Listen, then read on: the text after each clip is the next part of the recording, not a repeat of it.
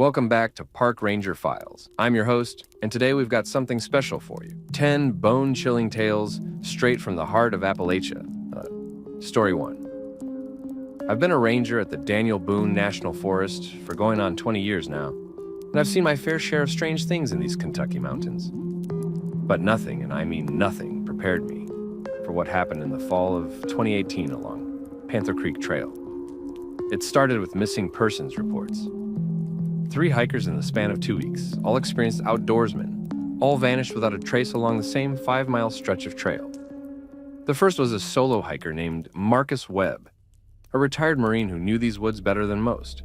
His truck was found at the trailhead, his gear still locked inside, but Marcus himself, gone. The second was a couple from Ohio, the Hendersons. They'd checked in at the ranger station that morning, all smiles and excitement about their anniversary hike. By nightfall, when they didn't return, we started a search.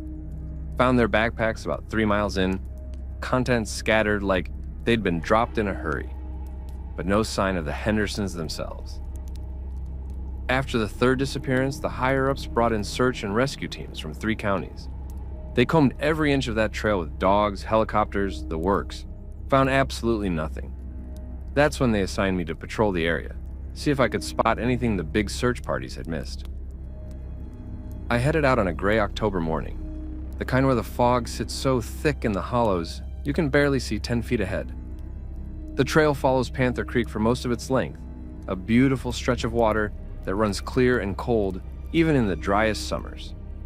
The locals have always said the creek got its name back in the 1800s when the last panther in these parts was killed along its banks, but old-timers will tell you a different story if you get them talking after dark. They say the panther wasn't killed. They say it just changed. I was about 2 miles in when I heard it for the first time. A whistle. Not a bird call or wind through the trees, but a human whistle. The kind someone might use to call a dog or get your attention. It came from somewhere off the trail, back in the dense laurel thickets that choke up these hillsides. Now, I'm not a fool. I know better than to go charging into the underbrush chasing sounds. But it was my job to investigate. So I stopped and called out, identified myself as a ranger. The whistle came again, closer this time, and I could swear it sounded playful, like someone was teasing me. I radioed in my position and headed toward the sound, pushing through the laurel. The whistle kept moving, always just ahead, always just out of sight. I followed it for maybe 20 minutes, getting deeper into terrain that hadn't seen a human footprint in years, when I came to a clearing I'd never seen before. In the center of that clearing was a circle of stones, old ones, covered in moss and lichen. And in the middle of that stone circle sat 3 backpacks. I recognized one immediately. It had a Colorado Rockies patch on it, same as the one Marcus Webb's daughter had described when she filed the missing persons report. The whistle came again, right behind me this time. I spun around, hand on my radio, and saw something that made my blood run cold. Standing at the edge of the clearing was a figure, tall and impossibly thin, its skin the color of old bark. At first I thought it was a person in some kind of costume, but then it moved, and I realized no human being moves like that. All wrong angles and jerky motions like a puppet on tangled strings. It whistled again, and this time I saw where the sound came from. Its mouth, if you could call it that, stretched wider than any human mouth should, showing teeth that looked like they'd been filed to points. I ran. I'm not ashamed to admit it. I crashed through that laurel thicket like the devil himself was on my heels, and maybe he was. I could hear it behind me, moving through the brush without a sound except for that damned whistling. Sometimes ahead of me, sometimes behind, sometimes right beside me, though I never saw it again. I made it back to the trail more by luck than navigation and didn't stop running until I reached my truck.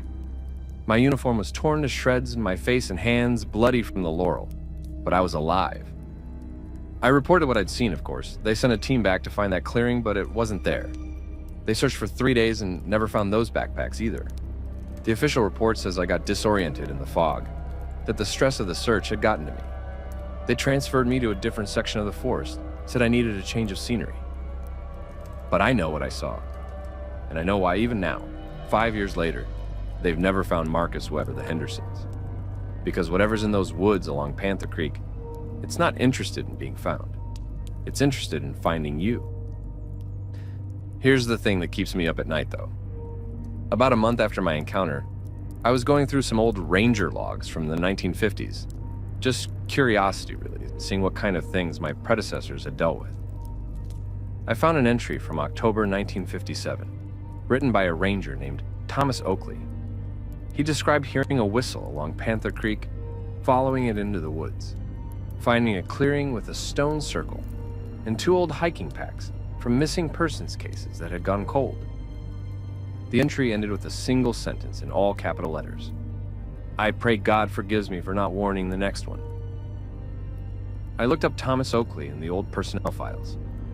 He'd worked as a ranger for 32 years, well respected, never a problem, until October of 1957, when he requested an immediate transfer to a different forest. He died in 1989, but before he passed, he made his children promise they'd never hike in the Daniel Boone National Forest. His daughter told me he used to wake up screaming, even decades later, calling out about the whistling man in the woods. Now I'm doing the same thing Oakley did. I'm writing this down, putting it in the official record where maybe someday someone else will find it and understand. Because I can't shake the feeling that whatever's out there on Panther Creek, it's still whistling, still waiting, still adding backpacks to that stone circle. And the worst part? Last week I heard through the grapevine that a group of college kids is planning a camping trip along that very same trail. They want to investigate the disappearances, make some kind of documentary about it. I tried to warn them off, showed them my scars from the laurel, told them everything I'm telling you now. But they just laughed, said they weren't afraid of local superstitions and folklore. I guess some people just have to learn the hard way. I just hope they get the chance to learn it all. Before we continue with the next story, I want to ask you something. Have you ever heard unexplained sounds in the woods? Strange whistles? Calls that didn't quite sound right? Drop a comment below and let me know. Your story might end up being featured in a future episode. And hey, if you're enjoying these tales from the dark heart of Appalachia, hit that subscribe button and ring the bell. We're working our way to 1,000 subscribers, and every single one of you helps keep these stories alive and these warnings spread. Now, let's move on to our next tale, this one from the cold heights of West Virginia. Story 2. They say Spruce Knob is the highest point in West Virginia, standing at 4,863 feet above sea level. What they don't tell you in the tourist brochures is that it's also one of the loneliest places you'll ever experience, especially in winter when the observation tower stands like a sentinel over a frozen, windswept landscape that seems to belong more to the Arctic than Appalachia. I learned about the midnight knock from an old ranger named Dale Hutchins. Dale had worked Spruce Knob for 30 years before retiring in 2015, and on his last day, he pulled me aside in the parking lot and told me something that still makes my skin crawl. "You ever worked the winter tower duty?" he asked me. I nodded. Part of being a ranger at Spruce Knob Seneca Rocks meant taking shifts at the observation tower during the off-season, making sure no one had gotten stranded up there, checking that vandals hadn't damaged the structure. Usually quiet work, just you and the wind and the vast silence of the mountains. "Then you need to know about the midnight knock," Dale said. His eyes had this haunted look, like he was seeing something far away and long ago. "If you hear it, don't answer. Don't even acknowledge it. Just pretend you're asleep and wait for morning." I laughed it off at the time, figured Dale was just messing with the new guy on his way out. But Dale didn't laugh.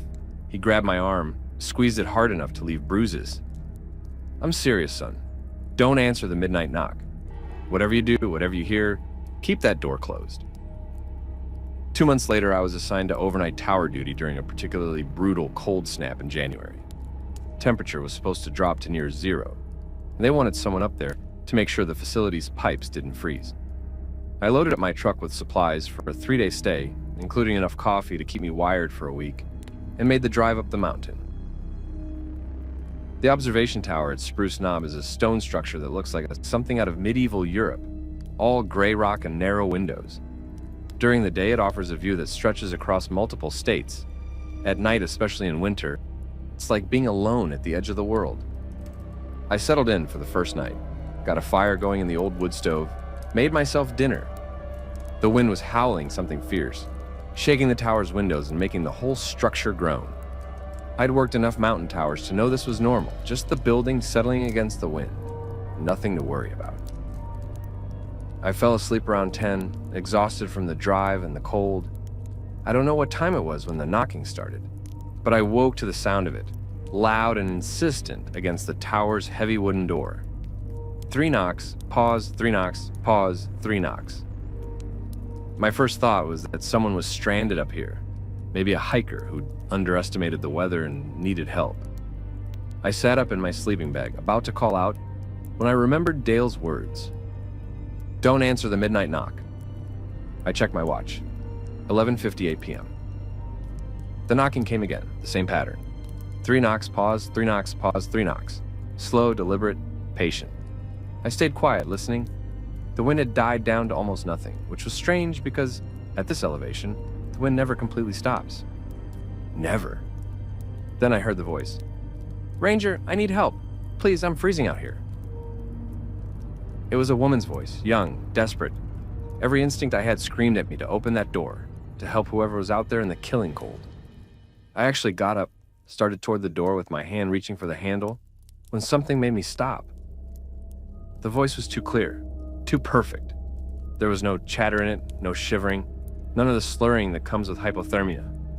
And in weather like this, at this elevation, anyone who'd been out there long enough to reach the tower would be barely able to speak at all. I backed away from the door, returned to my sleeping bag. The knocking continued. 3 knocks, pause, 3 knocks, pause, 3 knocks, over and over with mechanical precision, like a metronome, counting out the seconds until dawn. Please, the voice said again, and there was such genuine pain in it, such raw desperation. I can see your light. I know you're in there. Why won't you help me? I stayed silent, though it was one of the hardest things I've ever done. The knocking went on for what felt like hours. Sometimes it would stop for a few minutes, and I'd think it was over. But then it would start again. The voice changed too. Sometimes it was the young woman, desperate and pleading. Other times it was a man's voice, angry and demanding, calling me a coward for not opening the door. Once, and this is what really got to me, it was a child's voice, sobbing and calling for their mommy, begging me to let them in where it was warm. I lasted until morning by sheer willpower, sitting in that sleeping bag with my hands clamped over my ears, trying not to listen to the voices begging to be let in. I prayed for the first time since I was a kid, recited every prayer I could remember from Sunday school, anything to block out those voices. As soon as the first light of dawn crept through the tower windows, the knocking stopped. Just like that mid-knock, it ceased. The sudden silence was almost worse than the noise had been. I waited another hour before I worked up the courage to open the door. When I finally did, stepping out into the freezing morning air, I looked down at the fresh snow that had fallen during the night.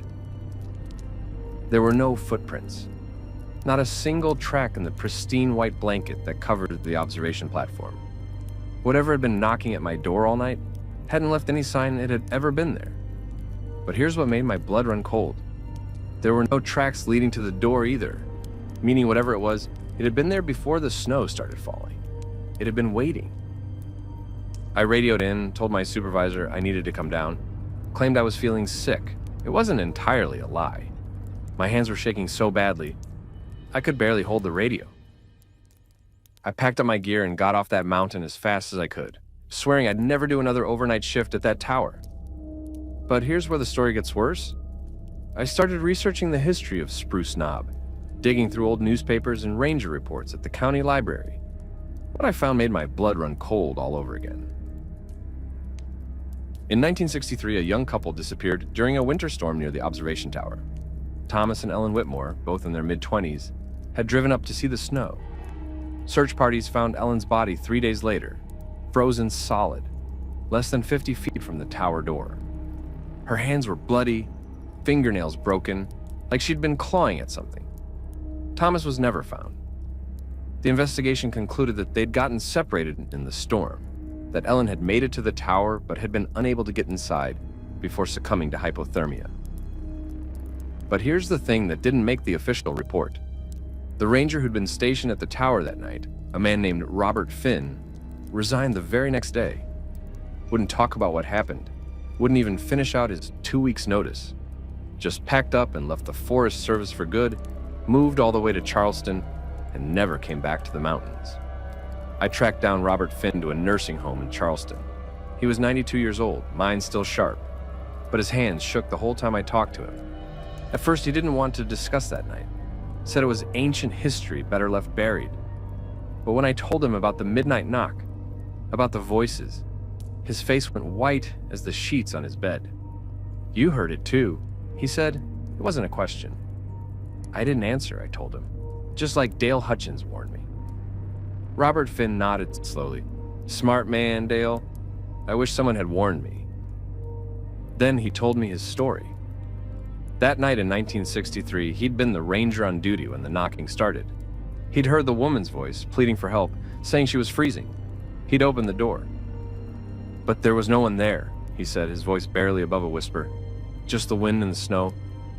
I called out, looked around with my flashlight, but I didn't see anyone. The snow was coming down so hard, I could barely see past the edge of the platform.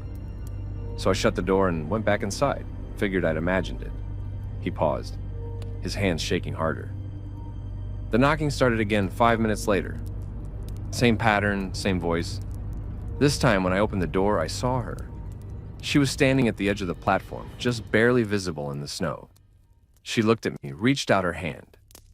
And I swear to God, son, something made me step back and close that door. Some instinct, some feeling that what I was seeing wasn't right. "What happened then?" I asked. The knocking went on all night.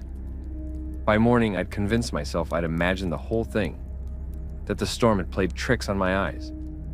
Then the search party arrived. They'd been looking for the Whitmores since the night before. And when they found Ellen's body, he trailed off, tears running down his weathered cheeks. She'd frozen to death hours before I ever heard that first knock, he finally said. The coroner put her time of death around 8 p.m. I didn't hear the knocking until midnight. We sat in silence for a long moment. "But she wasn't asking for help," I said quietly. "Was she?" Robert Finn met my eyes. "I've had 58 years to think about it. And no, I don't think that was her. I think something else was using her voice, using her image. Because the Ellen Whitmore they found? She'd frozen to death trying to get down the mountain, not trying to get into the tower. She was heading away from it when she died. Then what was knocking at your door?" "Something old," he said. "Something that knows how to use our better nature against us. It knows we're taught to help people in distress. It knows we'll open a door for someone freezing in a storm, and it uses that against us." I left the nursing home with more questions than answers. But I did learn one more thing from Robert Finn. I asked him about the pattern of the knocking, about why it was always 3 knocks, pause, 3 knocks, pause, 3 knocks. "It's old," he said. "Older than these mountains, maybe. 3 knocks for the Father, 3 for the Son, 3 for the Holy Ghost. It's a mockery, you see. Whatever's up there on Spruce Knob. It knows the old ways, knows what'll make you want to open that door. It's calling out in the name of the Trinity, making you think you'd be doing God's work to answer." "But what is it?" I asked. Robert Finn shook his head. "Something that was here before the first European ever set foot in these mountains. Something the Cherokee knew about and avoided. Something that feeds on the cold and the dark and the desperate need to help a fellow human being in distress. And if someone opens the door?" He looked at me for a long time before answering. "Then it doesn't have to knock anymore. I haven't been back to Spruce Knob since that night. I requested a transfer to a different section of the Monongahela National Forest, somewhere far from that lonely tower on top of West Virginia. But sometimes on quiet winter nights, I wake up thinking I hear it. 3 knocks, pause, 3 knocks, pause, 3 knocks. And I wonder how many other rangers have heard the midnight knock. How many of them ignored Dale Hutchins' warning? How many of them opened that door? The Forest Service doesn't keep official records of overnight tower duty incidents. They say it's to protect ranger privacy, to avoid lawsuits. But I think it's because they don't want anyone putting the pieces together. Don't want anyone seeing the pattern. Because here's the last thing Robert Finn told me before I left that nursing home. He said that in all the years he'd stayed in touch with other rangers, in all the stories he'd heard, passed around at conferences and retirement parties, he'd never once met a ranger who'd opened the door and lived to tell about it. The ones who open it he said. They don't come back. And the next time someone's stationed at that tower, the knocking knows exactly what to say, exactly what voice to use, because it learned from the last one who answered. Story 3. Now, I'm going to tell you about something that happened to a colleague of mine, a woman named Sarah Brennan, who worked as a ranger at Great Smoky Mountains National Park. Sarah was one of those rangers who loved the mountains with a passion that bordered on spiritual. She'd grown up in Gatlinburg, spent her whole life exploring these hills, and she could navigate Cades Cove blindfolded. Cades Cove, for those who don't know, is one of the most popular destinations in the Smokies. It's a broad, lush valley surrounded by mountains with an 11-mile loop road that takes you past old homesteads and churches dating back to the early 1800s. On a pretty fall day, you might see deer grazing in the meadows, black bears ambling through the woods, and wild turkeys strutting across the road. It's picture-perfect Appalachia, the kind of place that ends up on postcards and coffee table books. But Sarah knew Cades Cove had a darker side, one that the Park Service didn't advertise to the millions of tourists who visited each year. She first told me about the facing trees over beers after a long shift. We were sitting at a bar in Townsend, watching the sunset paint the mountains gold and purple, and Sarah got quiet in that way people do when they're about to share something they're not supposed to talk about. "You ever hear about the facing trees?" she asked. I shook my head. Sarah took a long pull from her beer before continuing. Back in the old days, before the park existed, the people who lived in Cades Cove had a tradition. When someone died in a way that wasn't natural, murder, suicide, things like that, they'd plant 2 trees facing each other at the spot where it happened. Oak trees usually, or sometimes hickory. The idea was that the trees would keep watch over the spot, would prevent whatever dark thing had happened there from happening again. "That's an interesting tradition," I said, thinking it sounded like the kind of folklore that gets passed down through generations, getting embroidered and exaggerated with each telling. "It is," Sarah agreed. "Except here's the thing. Those trees are still out there. All over Cades Cove, back in the woods off the main trails, you'll find pairs of trees that grew facing each other in ways that aren't natural. And if you're unlucky enough to walk between them..." She trailed off, staring into her beer. "What happens if you walk between them?" I prompted. Sarah looked up at me, and I saw something in her eyes I'd never seen before. Fear. Real, genuine fear from a woman who'd spent 20 years in these mountains and had never shown an ounce of it before. "You see what happened," she said. "Whatever death occurred at that spot, you experience it. Not like watching a movie, but like you're actually there, living through it, feeling what they felt, seeing what they saw in their final moments." I started to laugh, thinking she was pulling my leg, but the look on her face stopped me cold. "I'm serious," she said. "It happened to me last month." Here's what Sarah told me. She'd been doing a routine patrol of one of the backcountry areas in Cades Cove, checking on some campsites and making sure no one had left trash or started illegal fires. It was early October, that perfect time of year when the leaves are turning but the weather's still warm enough that you don't need a heavy coat. She was following an old game trail that deer had worn through the forest, not really paying attention to where she was going because she'd walked this area hundreds of times. That's when she noticed the trees. 2 massive white oaks, easily 150 years old, growing about 6 feet apart. What caught her attention was how they'd grown toward each other. Their trunks literally bent at an angle so they were facing. It wasn't the kind of thing that happens naturally.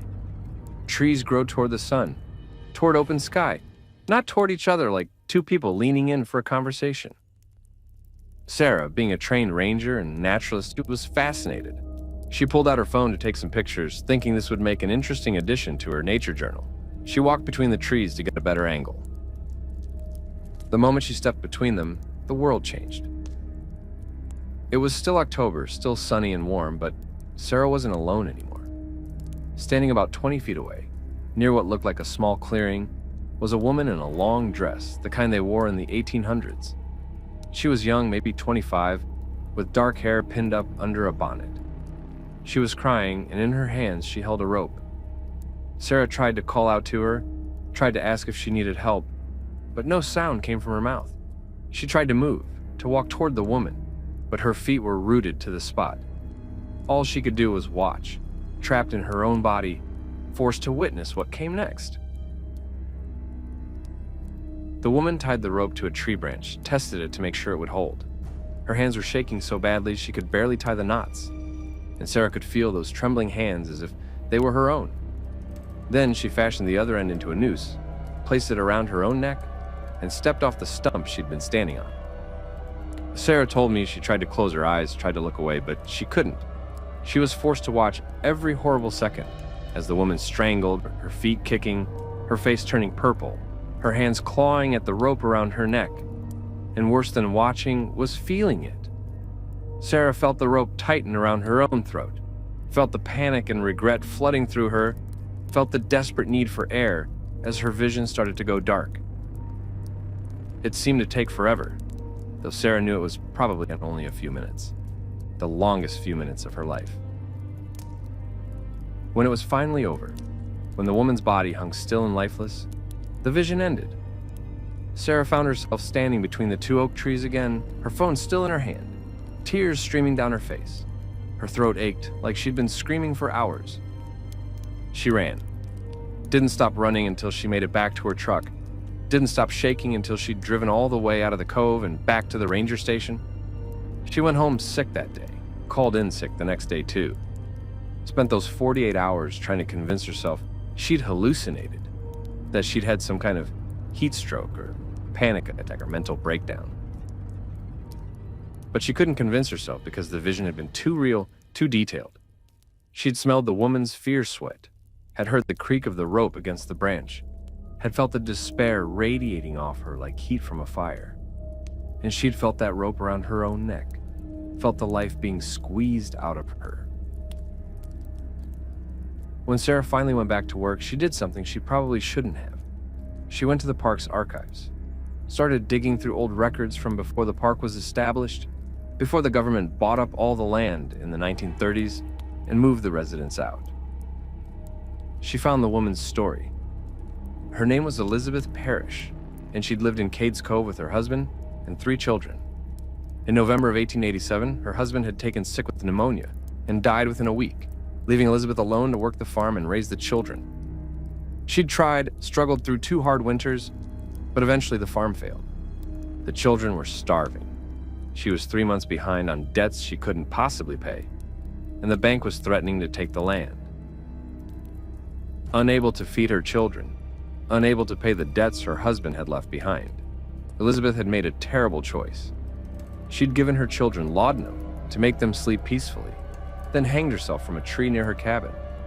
When neighbors found her body 3 days later, they found the children too, still in their beds, all 3 dead from overdose. The community had been horrified. Suicide was considered a mortal sin, but what Elizabeth had done to her children was beyond comprehension.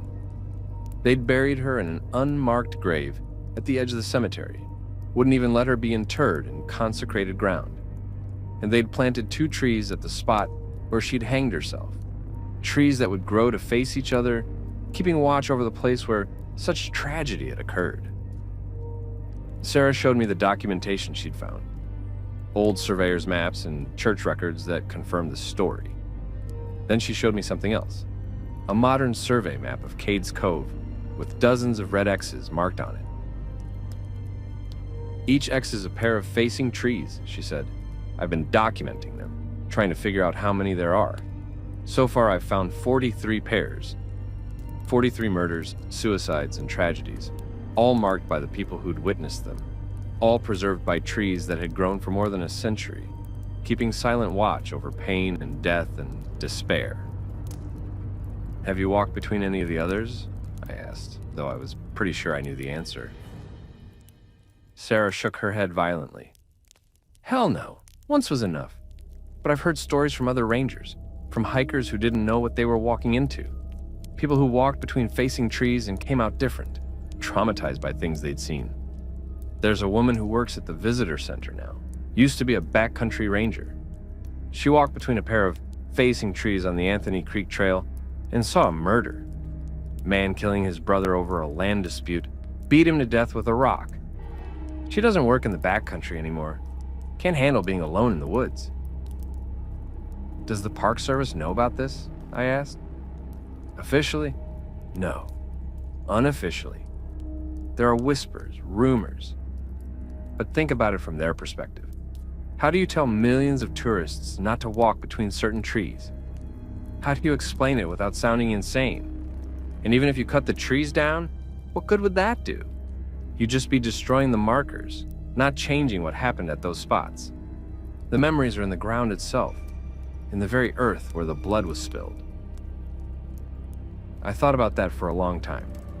Sarah was right. There was no good solution, no way to protect people from stumbling into these pockets of preserved horror without causing a panic or making the Park Service look incompetent. So what do? I asked. Sarah finished her beer, set the glass down with a decisive thunk. We do what the old-timers did, we remember. We pass the story down. We warn the people we can warn, and we hope they're smart enough to listen. That conversation happened 3 years ago. Sarah still works at the Smokies, still patrols Cades Cove, but she's careful now about where she walks. She's also created an unofficial guide for other rangers, a map showing the locations of all the facing trees she's documented, along with brief descriptions of what she's learned about each tragedy. The map isn't official Park Service material. It gets passed from ranger to ranger quietly, usually with a warning not to share it outside the service. I've got a copy in my desk drawer, though I've never worked at the Smokies. Sarah sent it to me with a note that said simply, "In case you ever need to know, in case you ever work here, in case someone you love plans to visit." I looked at that map recently, studied the locations of all those facing trees, and I realized something disturbing. The oldest trees in Cades Cove date back to the late 1700s, early 1800s. They're dying now, falling victim to disease and age and storms. Every year, Sarah adds notes to her map. Pair 7, South Tree fallen.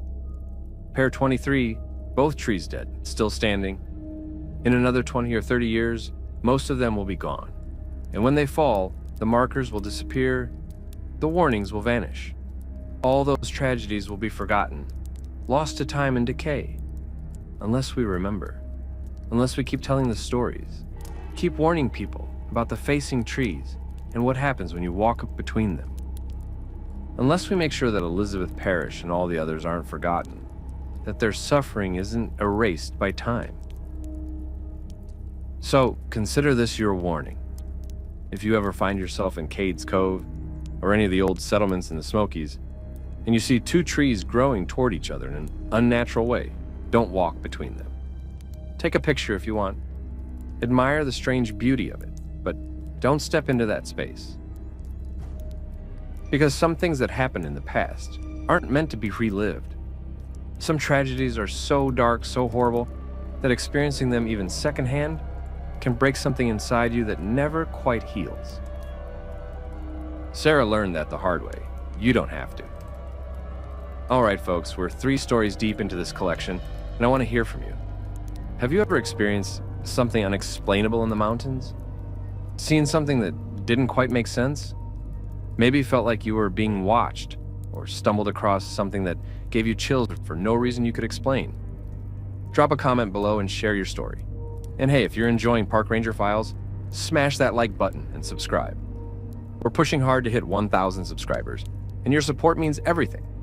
Every subscription, every like, every comment helps spread these warnings to more people who need to hear them. Now, let's continue with our next tale. Story 4. Dolly Sod's Wilderness in West Virginia is one of the strangest places I've ever worked. It's a high-altitude plateau that feels more like Canada than Appalachia, with stunted trees, boulder fields, and vast open meadows that seem to stretch on forever. The weather can change in minutes, going from sunny and calm to a whiteout blizzard even in summer. It's beautiful and deadly in equal measure. But the strangest thing about Dolly Sod's isn't the weather or the landscape, it's the stairs. I first heard about them from a hiker who came stumbling into the wilderness office looking pale and shaken. This was back in 2016, early September, during one of those perfect fall days when every leaf cruncher in a 100-mile radius decides to hit the trails. The hiker, a guy named Tom Chen, had been doing a 3-day backpacking trip through Dolly Sods. He was experienced, had all the right gear, knew what he was doing. But on the second day of his trip, while bushwhacking through an area off the main trail, he'd found something that didn't make any sense. There were stairs, he told me, still breathing hard from his rushed hike back to the trailhead. Stone stairs just standing there in the middle of nowhere. I nodded, not really seeing what the problem was.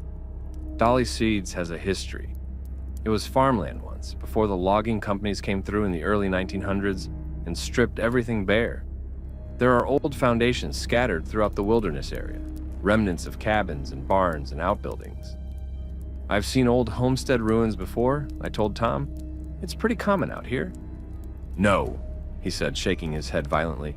You don't understand. These weren't attached to anything.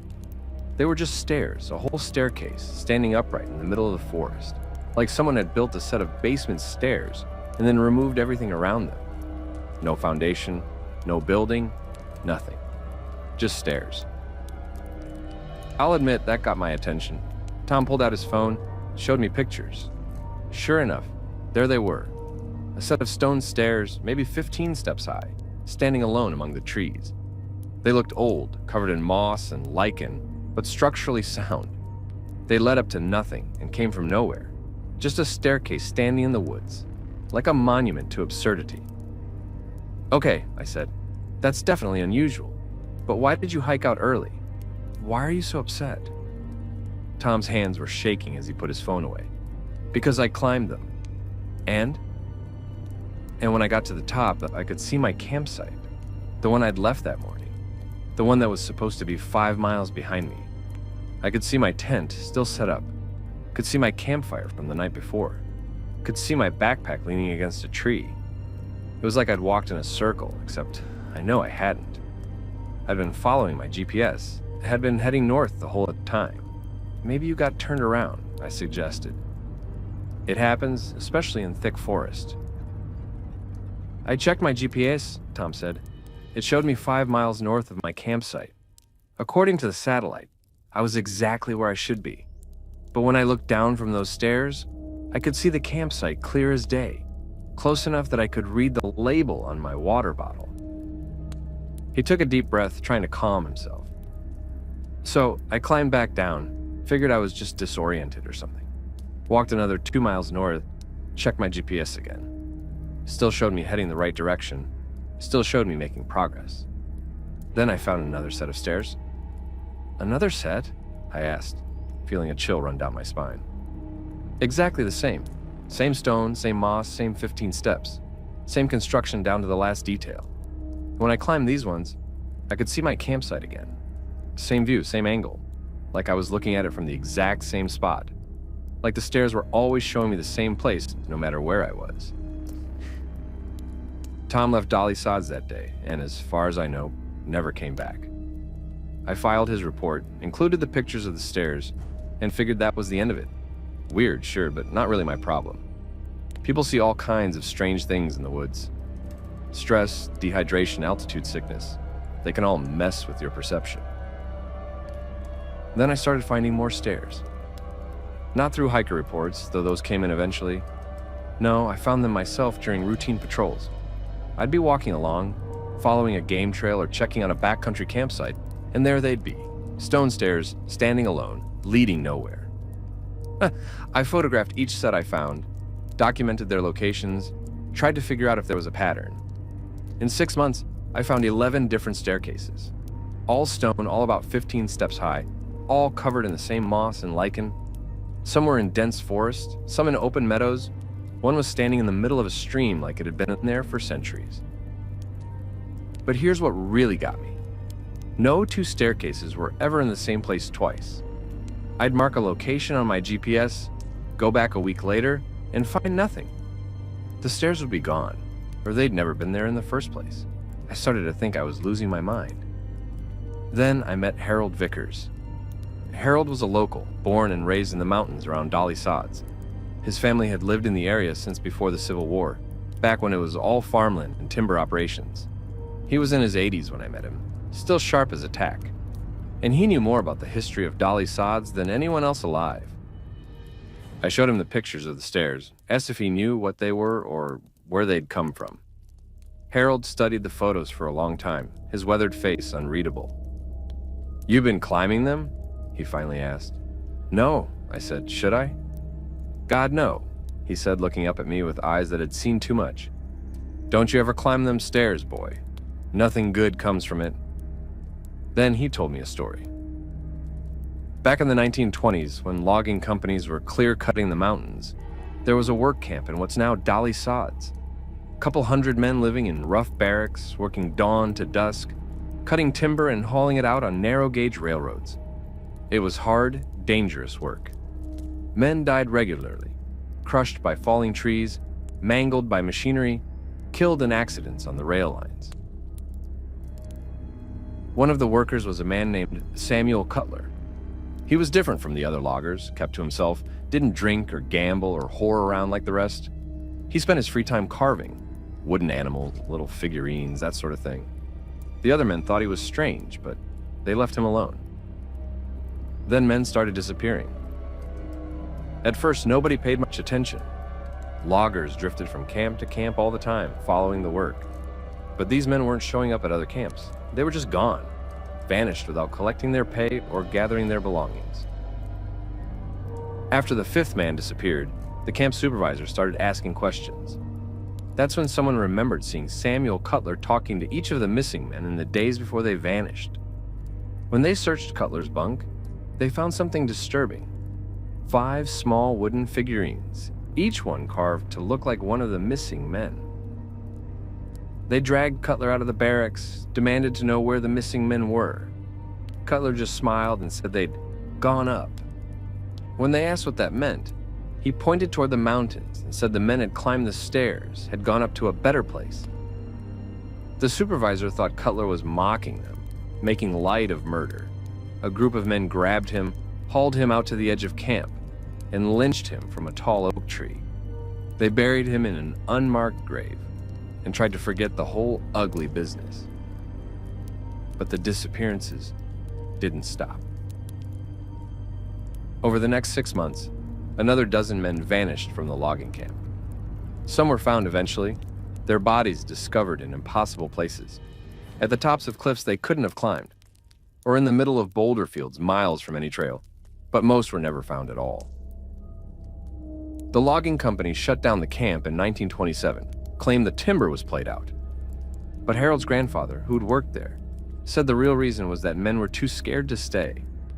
They'd started seeing things in the woods, stone stairs that appeared and disappeared, staircases that led up to nothing but showed you places you shouldn't be able to see. My grandfather saw them stairs once, Harold told me. Said he was walking back to camp after dark, and there they were, just standing in the middle of the trail. He walked around them, wouldn't go near them, but he said he could hear something at the top, like someone walking around up there, even though the stairs didn't go anywhere. Did he ever figure out what they were, I asked? Harold shook his head. He thought they were some kind of doorway, a way between here and somewhere else. He said Samuel Cutler had found a way to open doors that should stay closed, and hanging him just made it worse. Made it so those doors couldn't be shut again. I left Harold's house with more questions than answers, but I took his warning to heart. I never climbed the stairs I found in Dolly Sods, and I made sure to warn other rangers and hikers about them. But the stairs are still out there. I still find them during patrols, still photograph them and mark their locations, even though I know they won't be there the next time I look. And every so often a hiker comes into the office with a story about climbing a set of stone stairs in the wilderness and seeing something impossible from the top. Their car at the trailhead when they're 10 miles deep in the backcountry, their house 2 states away, places they've never been but somehow recognize. Most of them laugh it off, blame it on altitude or exhaustion. But a few come back changed, haunted by what they saw from the top of those stairs. And a very few don't come back at all. Last year, a college student disappeared in Dolly Sods. They found his backpack and camping gear at a campsite, everything neat and organized like he'd just stepped it away for a minute. Search and rescue combed the area for 2 weeks, found nothing. No body, no clues, no sign of where he'd gone.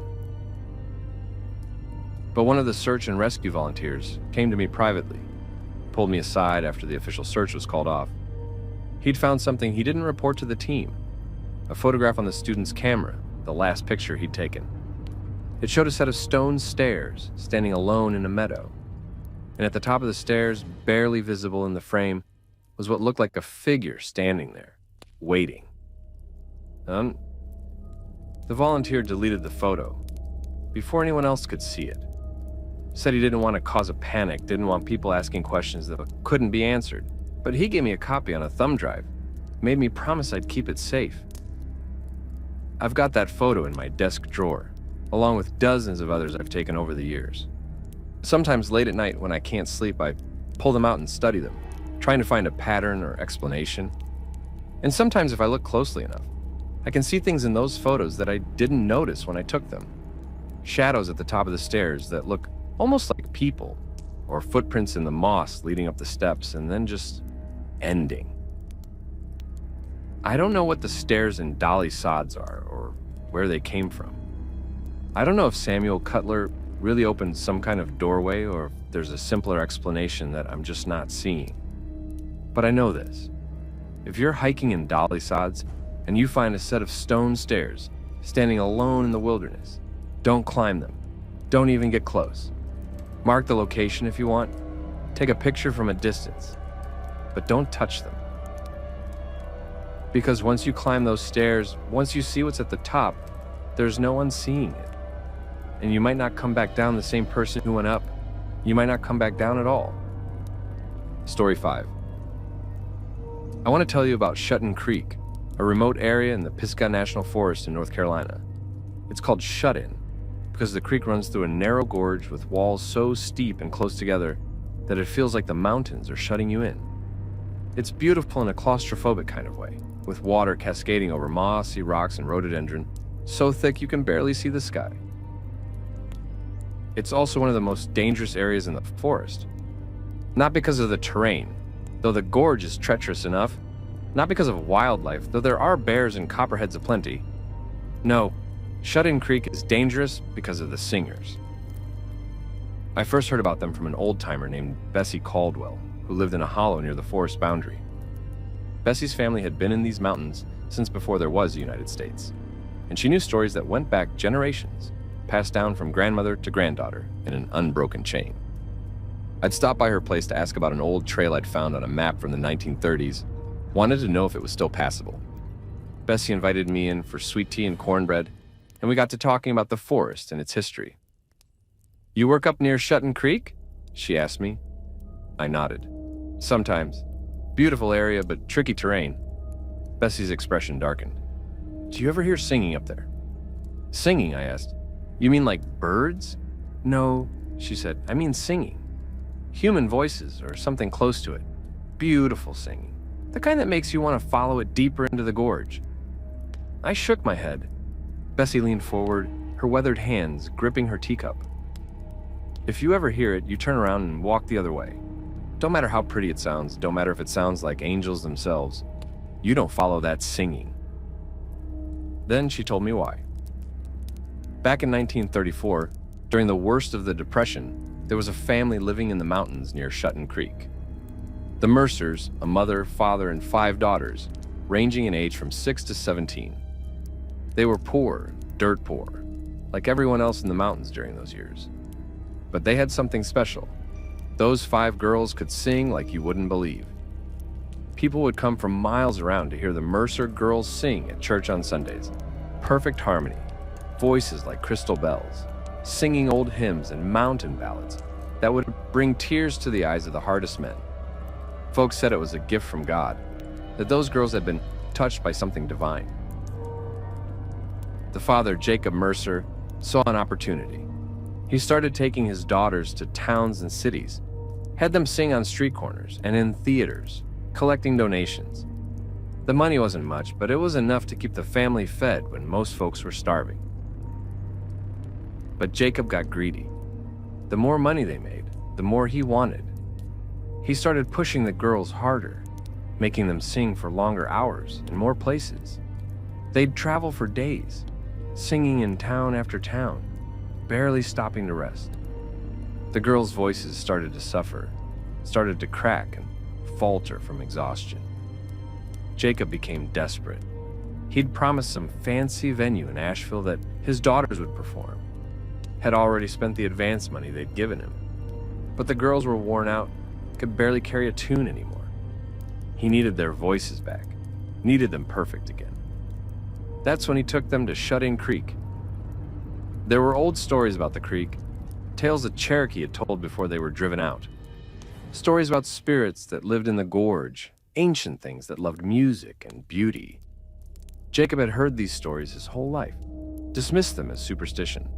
But now, desperate and afraid, he was willing to try anything. He took his daughters to the narrowest part of the gorge, where the walls closed in so tight you could touch both sides if you spread your arms. There was a pool there, deep and still, where the water collected before tumbling over a waterfall. Jacob made his daughters stand at the edge of that pool and sing. At first, nothing happened. The girls sang their hymns, their voices echoing off the stone walls. But then something changed. The acoustics of the gorge began to amplify their voices, making them sound fuller, richer, more beautiful than they'd ever been. And underneath their singing, barely audible, there was something else. Another voice, or maybe many voices, singing in harmony with them. The girls sang for hours, and the longer they sang, the more beautiful their voices became. By the time Jacob finally let them stop, they sounded perfect again. Better than perfect, angelic. They went to Asheville and performed. The audience was spellbound. People wept openly, said they'd never heard anything so beautiful in their lives. Jacob collected more money than he'd ever seen, and he immediately started planning the next performance, and the one after that. But something had changed in his daughters. They'd stopped talking, barely ate, just sat in silence, staring at nothing. And at night, they'd wake up and sing. Not hymns or ballads, but songs in a language Jacob didn't recognize, with harmonies that shouldn't be possible for human voices to produce. It went on for weeks. The girls would perform during the day, their voices more beautiful than ever, then sing those strange songs at night. Jacob was making money hand over fist, but his wife begged him to stop, said something was wrong with their daughters. He wouldn't listen. Then came the night the girls didn't come back. Jacob woke to find their beds empty. He searched the house, the yard, called their names until he was hoarse. Finally, as dawn broke, he heard them, singing. The sound was coming from the direction of Shut-In Creek. He ran through the woods, following their voices. The closer he got to the gorge, the more beautiful the singing became, and the more terrified he felt. Because underneath his daughters' voices, he could hear those other voices, the ones from the pool. And they weren't singing in harmony anymore. They were singing over his daughters, drowning them out. He reached the narrowest part of the gorge, where the pool was, and found his 5 daughters standing at the water's edge. They were singing with their eyes closed, swaying in perfect unison, and they were walking into the water. Jacob screamed at them to stop, rushed forward to grab them. But the moment he got close to the pool, he heard it too. The other voices singing so beautifully, it made his chest ache, made tears stream down his face, made him want nothing more than to walk into that water and join them. He might have done it too, if his wife hadn't followed him. She grabbed him from behind, dragged him away from the pool, even as he fought her. By the time she'd pulled him back to safety, their daughters had disappeared beneath the surface. They searched for days, brought in people from all over the county to help drag the pool, to dive down and look for bodies. But the pool was deeper than it looked, fed by underground springs, and they never found anything. Jacob Mercer went mad with grief. He spent the rest of his short life wandering the mountains, listening for his daughters' voices. People would find him standing at the edge of the gorge, staring down at the water, humming tunes nobody recognized. He died in 1936, walked into Shut-In Creek during a winter storm, and drowned in the same pool that had taken his daughters. "That's a tragic story," I said when Bessie finished. "But surely it's just a story, a cautionary tale about greed." Bessie shook her head. "You think that's where it ended? The singing didn't stop when those girls drowned. People still hear it up at Shut-In Creek. Beautiful singing coming from the gorge, especially at dawn and dusk. And every few years, someone follows that singing and doesn't come back. I wanted to dismiss it as folklore, but Bessie's expression was too serious, too concerned. "I'm telling you this because you work up there," she said, "because you might hear it someday. And when you do, I want you to remember that singing isn't a gift, it's a trap. Something in that gorge is still hungry for voices, for beauty. Don't give it yours." I thanked Bessie for the warning and the tea, drove back to the ranger station thinking about what she'd said. I looked up the Mercer family and the county records, curious to see if there was any truth to the story. There was. I found death records for 5 Mercer girls, all dated March 1934, cause of death listed as drowning. I found a news article about the search efforts, about how the community had come together to look for the missing girls. And I found Jacob Mercer's death record from 1936, drowning in Shut-In Creek. So the basic facts were true, but that didn't mean the rest of the story was real. People drown in mountain streams all the time. It didn't mean there were spirits in the water luring singers to their death. Then I heard the singing for myself. It was early morning in late April, and that magical time when the rhododendrons are blooming and the forest is bursting with life. I was doing a routine patrol along Shut-In Creek, checking for damage from recent storms. The gorge was beautiful that morning, sunlight filtering through the canopy, making the water sparkle like diamonds. That's when I heard it, singing, the most beautiful singing I'd ever heard in my life. It sounded like women's voices, 5 or 6 of them, singing in perfect harmony. The song itself was strange, not quite a hymn, and not quite a ballad, with words I couldn't quite make out. But the voices, God, those voices. They made my chest ache, made me want to cry and laugh at the same time. I found myself walking toward the sound without realizing I was moving. The singing was coming from deeper in the gorge, from the narrow part where the walls closed in. I pushed through the rhododendron, my feet finding the path like they knew the way. Then I remembered Bessie's warning. I stopped, forced myself to stand still, even though every fiber of my being wanted to keep moving toward that singing. I pulled out my phone, hit record, wanting to capture the sound. But when I played it back, there was nothing. Just the sound of water and birds, no singing. That's when I knew Bessie had been telling the truth. I turned around and walked back the way I'd come, even though it was one of the hardest things I've ever done. The singing followed me for a while, growing more insistent, more beautiful, almost angry. But I kept walking, didn't look back, didn't stop until I was out of the gorge and back on the main trail. I've been back to Shut-In Creek many times since then, always during the day, always alert. I've heard the singing 3 more times over the years. Each time I've turned around and walked away, but I know not everyone does. In 2019, a music student from Appalachian State went missing while hiking near Shut-In Creek. She was a vocalist studying opera, and she'd told her roommate she was going to the gorge to practice because the acoustics were amazing. They found her car at the trailhead, found her backpack near the narrow part of the gorge, never found her body. In 2021, a professional singer from Charlotte disappeared in the same area. He'd been researching Appalachian folk music, collecting recordings of traditional songs. His digital recorder was found near the pool at the narrowest part of the gorge. The last thing on it was his own voice, singing a song in a language none of the experts could identify. Then his voice faded out, and there was just the sound of water. And underneath it, if you listened closely, you could hear singing. Multiple voices in harmony, and one of them sounded just like him. The Forest Service doesn't publicize these disappearances. They don't want to scare tourists or start a panic. But rangers know. We warn each other, pass down the stories, mark the gorge as a place to be careful. And I'll warn you too. If you ever find yourself near Shut-In Creek in the Pisgah National Forest, and you hear beautiful singing echoing through the gorge, don't follow it. Don't try to find the source. Don't let yourself be drawn into that narrow place where the walls close in and the water runs deep. Because whatever's down there in that pool, it's been singing for 90 years, and it's always hungry for new voices to add to the chorus. Story 6. Linville Gorge in North Carolina is known as the Grand Canyon of the East. It's a massive slash in the earth, 12 miles long and nearly 2,000 feet deep in places, with the Linville River running through the bottom. It's rugged, wild, and dangerous. We lose hikers there every year, people who underestimate the terrain, who get lost in the maze of unmarked trails, who try to climb down cliffs they can't climb back up. But there's one trail in Linville Gorge that's more dangerous than all the others combined.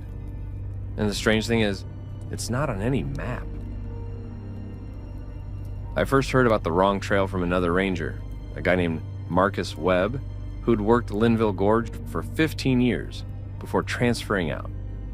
We were at a regional training conference, sharing stories over beers, when he leaned in close and asked me if I'd ever found a trail that wasn't supposed to be there. "What do you mean?" I asked.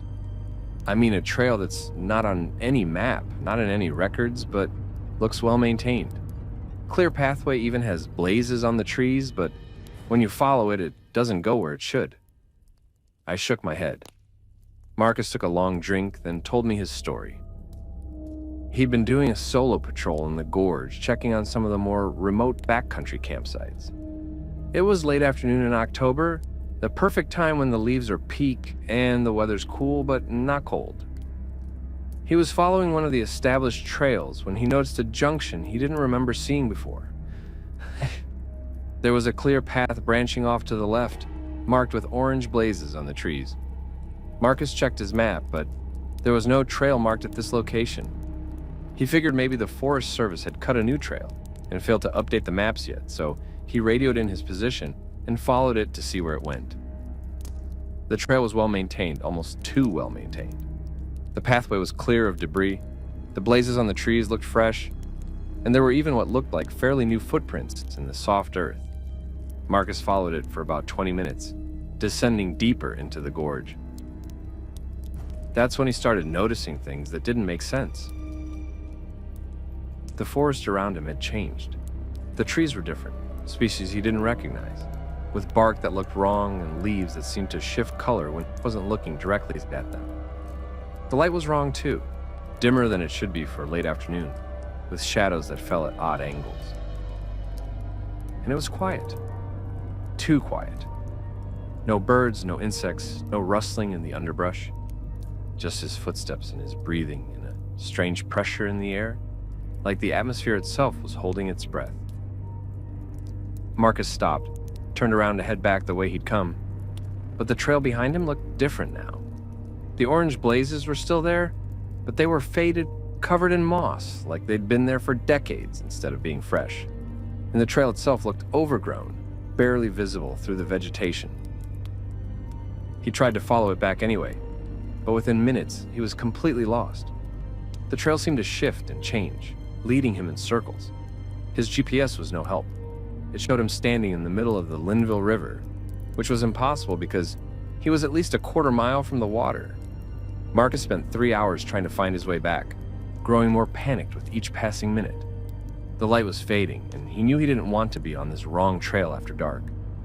Finally, in desperation, he did the one thing every ranger trains not to do. He left the trail completely and started bushwhacking through the forest, using his compass to head in what should be east, back toward the established trail system. It worked. After about 30 minutes of fighting through thick underbrush, he stumbled back onto a trail he recognized. The relief was so intense he nearly wept. He hiked out as fast as he could and didn't stop until he reached his truck. "I went back the next week," Marcus told me. "Took a crew with me trying to find that junction, that wrong trail. We searched for hours. Never found it. No junction, no trail, no orange blazes, nothing. Like it had never existed." "Maybe you just got disoriented," I suggested. "The gorge can mess with your sense of direction." Marcus shook his head. That's what I told myself. But then I started hearing stories from other rangers, from hikers. People finding trails that weren't on the map, following them, getting lost. Some of them made it back. Some didn't. He pulled out his phone, showed me a list of names. "These are all hikers who've gone missing in Linville Gorge in the last 20 years. Most of them were experienced, had GPS and maps, should have been fine. But they vanished anyway. And in almost every case, the last person to see them said they'd mentioned finding an interesting trail or a shortcut they wanted to explore. I looked at the list. There were 17 names on it. "What do you think it is?" I asked. "The wrong trail?" Marcus was quiet for a long time. "I think there are places in these mountains where the boundaries get thin, where you can slip from here to somewhere else without even realizing it. And I think that trail is one of those places. A doorway that opens and closes, leading people somewhere they can't come back from." I transferred to Linville Gorge 6 months after that conversation. Part of me wanted to find the wrong trail, wanted to prove Marcus right or wrong, but another part of me, the smarter part, hoped I'd never see it. I found it anyway. It was early spring. I'd been working the gorge for about 3 months. I was doing a routine patrol on one of the main trails when I saw it. A clear junction branching off to the left, marked with orange blazes. I checked my map. No trail was marked at this location. My heart started pounding. This was it, the wrong trail. Part of me wanted to radio it in to call for backup. But another part, the part that had become a ranger, because I loved exploring, wanted to know where it went. I compromised. I marked my position on my GPS, took pictures of the junction and the blazes, then radioed in that I was investigating an unmarked trail. I promised to check in every 15 minutes. Then I followed the trail. At first, everything seemed normal. The path was clear, the blazes were visible, the forest looked like forest. But gradually, subtly, things started to change. The light got dimmer, the trees got taller and stranger. The sounds of the forest faded away until there was nothing but silence. I checked my watch. I'd been walking for 10 minutes. Time to radio in. But when I tried to key the radio, all I got was static. I checked my phone, no signal. That wasn't unusual in the gorge, but it was concerning. I kept walking, telling myself I'd go just a little further, just to see where the trail led. The path started to descend steeply, switchbacking down into what should have been the heart of the gorge. But the gorge I was descending into didn't look right. The walls were too close together, too smooth, like they'd been carved rather than eroded. And at the bottom, I could see something that definitely shouldn't be there. Structures. Buildings, or what was left of them. Old log cabins, maybe a dozen of them, arranged in a rough circle around a central clearing. They looked ancient, the logs black with age and rot. But there was smoke coming from one of the chimneys. Every instinct I had was screaming at me to turn around and run. But I couldn't help myself. I had to know what was down there, who or what was making that smoke. I descended the last switchback and stepped into the clearing. The cabins were definitely old, maybe from the 1800s or earlier. Most had collapsed, their roofs caved in and walls fallen. But one, the one with the smoking chimney, was still standing. The door was open and I could see firelight flickering inside. I should have run. God knows I should have run. But I called out instead, identified myself as a ranger, asked if anyone needed help. No answer. Just the crackle of the fire and the whisper of wind through the broken buildings. I stepped closer to the open door, peered inside. What I saw made my blood run cold. The cabin's interior was furnished like a home from 2 centuries ago. There was a table with plates set for dinner, a rocking chair by the fireplace, bundles of dried herbs hanging from the ceiling, and sitting at the table were people. 4 of them. A man, a woman, and 2 children. They were dressed in old-fashioned clothing, homespun fabric, and worn leather. They sat perfectly still, hands folded in their laps, faces turned toward the door. Toward me. Their eyes were wrong. Too large, too dark, reflecting the firelight in a way human eyes shouldn't. And they were smiling, all 4 of them, with smiles that stretched just a little too wide. The man spoke. His voice sounded like it was coming from very far away or through water. "Won't you join us for supper, Ranger? We've been expecting you." I ran. I don't remember making the conscious decision to run, but suddenly I was sprinting back and up that trail, my legs pumping, my lungs burning. Behind me, I could hear them laughing. Not cruel laughter, but warm and inviting, like they were genuinely amused by my fear. I ran until I couldn't run anymore, until my lungs felt like they were going to burst. When I finally stopped to catch my breath, I looked around and realized I was on a trail I recognized. One of the main trails marked on all the maps, the wrong trail was gone. I checked my GPS. According to it, I'd never left the main trail. My radio crackled to life, and my supervisor was asking for my 15-minute check-in. I looked at my watch. Only 15 minutes had passed since I'd radioed in, even though it felt like I'd been walking for an hour. I told my supervisor everything was fine, finished my patrol, and hiked out. I didn't mention the wrong trail or the settlement or the people with the wrong eyes. I knew how it would sound. But I started researching. I spent weeks in libraries and historical societies, digging through old records about Linville Gorge. And I found something that made my hands shake. In 1782, there was a small settlement in what's now Linville Gorge. About a dozen families trying to make a life in the wilderness. They were isolated, cut off from other settlements by the rugged terrain. Then in the spring of 1783, a hunting party from a nearby town made their way into the gorge and found the settlement abandoned. Not destroyed, not ransacked, just empty. The buildings were intact, food was still on tables, fires were still burning in fireplaces. But every single person was gone. Men, women, children, all vanished without a trace. The hunting party searched the area for days but found nothing. No tracks, no signs of struggle, no indication of where the settlers had gone or what had happened to them. Eventually, people started saying the settlement was cursed, that something in the gorge had taken them. No one ever resettled that area. The records didn't say exactly where in the gorge the settlement had been located. The terrain was too rugged and unmapped back then for precise locations. But the description matched what I'd seen. A circle of cabins in a clearing at the bottom of a steep descent. I've seen the wrong trail 3 more times since that first encounter. Each time I've marked it on my GPS, taken pictures, documented everything. And each time when I go back the next day, there's no trail there, just unbroken forest. Other rangers have seen it too, though most won't talk about it officially. We warn each other quietly, pass along descriptions of what the junction looks like, what the orange blazes look like. We tell new rangers to trust their instincts. If a trail feels wrong, and if something about it makes your skin crawl, don't follow it. Because here's what I think, based on everything I've learned and seen. That settlement in 1783 didn't go anywhere. The people didn't leave or get taken.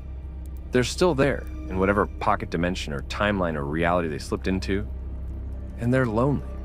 They want company. They want visitors. They want someone to join them for supper.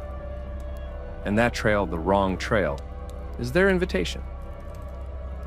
Last year, a hiker went missing in Linville Gorge. Experienced guy, had all the right gear, knew the trails well.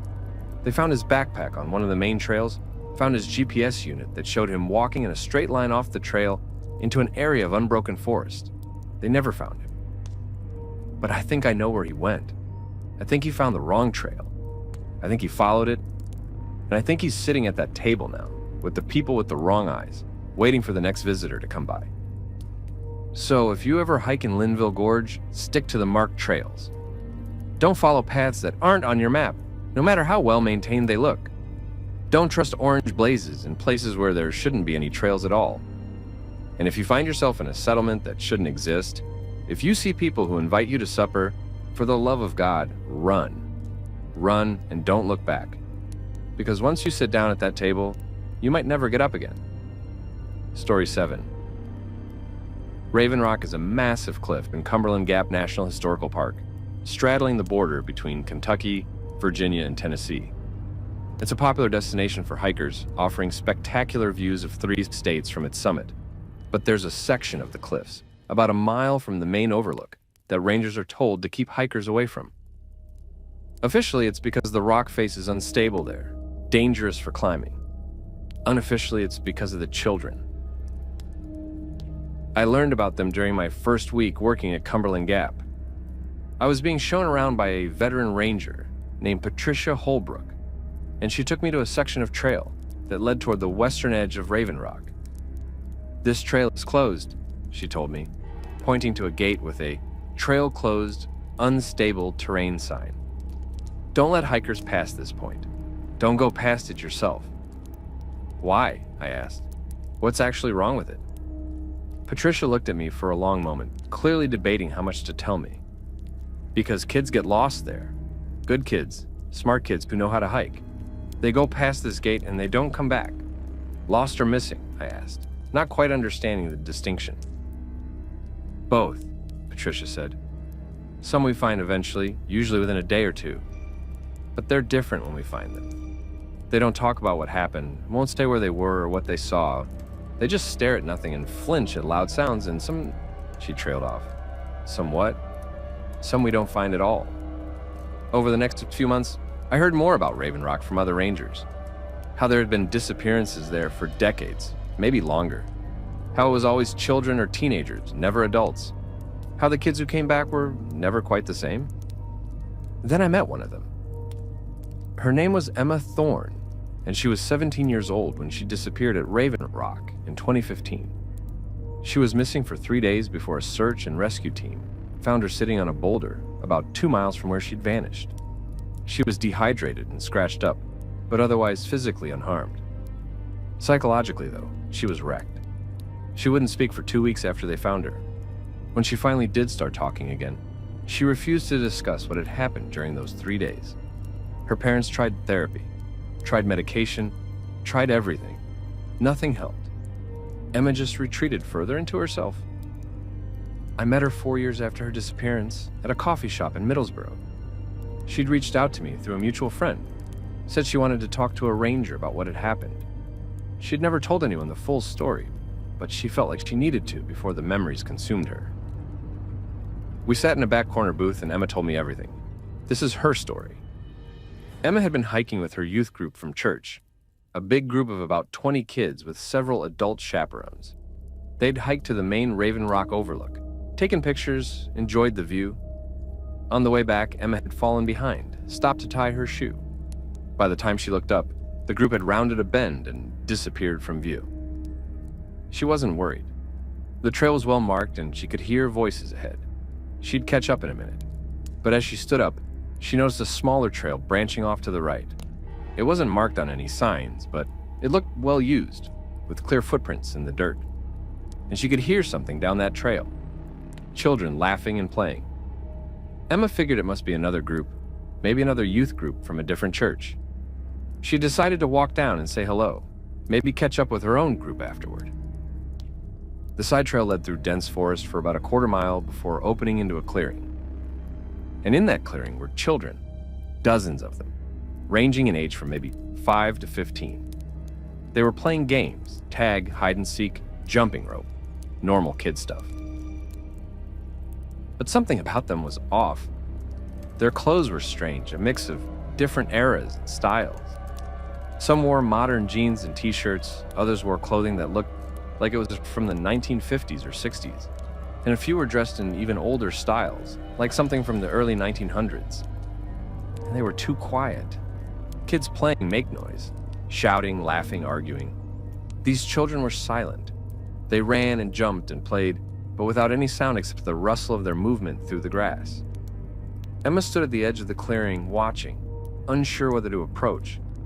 One of the children, a girl who looked about 10 years old, noticed her and stopped playing. She stared at Emma for a long moment, then smiled and waved her over.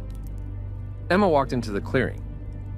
As she got closer, she could see that the children weren't just oddly dressed, they were too pale, their skin almost translucent in the dappled sunlight, and their eyes were strange, too dark, with pupils that seemed to take up most of the iris. "Do you want to play with us?" the 10-year-old asked. Her voice was flat, emotionless, like she was reading from a script. "I should get back to my group," Emma said, suddenly very uncomfortable. "They'll be wondering where I am." "You can't go back yet," another child said, a boy who looked about Emma's age. "You just got here. You have to play first." "I really should go," Emma insisted, backing toward the trail. But the trail wasn't there anymore. Where there had been a clear path leading back to the main trail, there was now just unbroken forest, thick with undergrowth. The children surrounded her, not threatening exactly, but forming a loose circle that prevented her from leaving. "Don't be scared," the 10-year-old said. "We're going to be friends.